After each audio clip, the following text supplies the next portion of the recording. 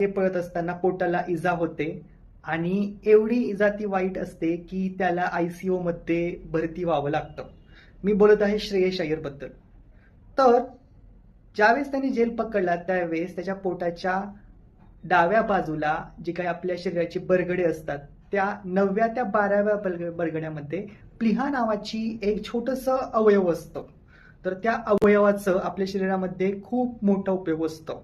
जशा किडनी आपले रक्त साफ करते त्याचप्रमाणे ही प्लीहा हे जे काही इंद्रिय आहे हे सुद्धा आपल्या रक्त साफ करण्याचं काम करत असतं. जे काही जीवाणू किटाणू आपल्या शरीरामध्ये हमला करतात त्यांना रोखण्याचं सुद्धा हे काम करत असतात. त्यामुळे हा शरीराचा भाग अत्यंत महत्वाचा असतो.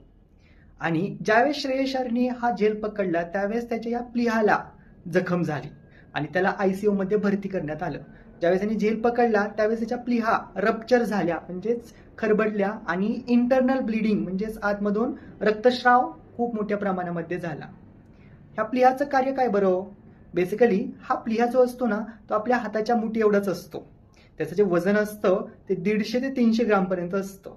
हा प्लीहा खूप महत्वाचा आहे कारण जे आपल्या शरीरामध्ये व्हाईट ब्लड सेल म्हणजेच श्वेत रक्तपेशी असतात जे किटाणू आणि जीवाणूंसोबत युद्ध खेळतात त्या सुद्धा पेशी आपल्या शरीरामध्येच इथेच असतात. त्यामुळे यांना इजा झाली की त्यांना इजा होणार. त्यामुळे या आपल्यासाठी खूप महत्वाच्या आहेत. बरं, यांना काही झालं तर आपला लगेच मृत्यू होतो का? तर नाही. या प्लीहाचं काम शरीरामधील दुसरे अवयव करायला सुरुवात करतात. परंतु जर प्लीहा नष्ट झाल्या तर आपल्याला जे काही संसर्गजन्य रोग आहेत ते खूप लवकरात लवकर होणार आहेत. त्याच्यामुळे आपल्या मृत्यूचा धोकाही पुढे जाणार आहे. तर आजची स्टोरी तुम्हाला कशी वाटली ते मला नक्की सांगा. आणि आणखी असे आपल्या शरीरामधले कोणकोणते इंद्रिय आहेत जे आपल्यासाठी खूप महत्वाचे आहेत त्यांची काळजी आणि निगराणी घेणं आपल्यासाठी खूप महत्वाचं आहे ते मला तुम्ही कमेंट बॉक्समध्ये कमेंट करून नक्की सांगा.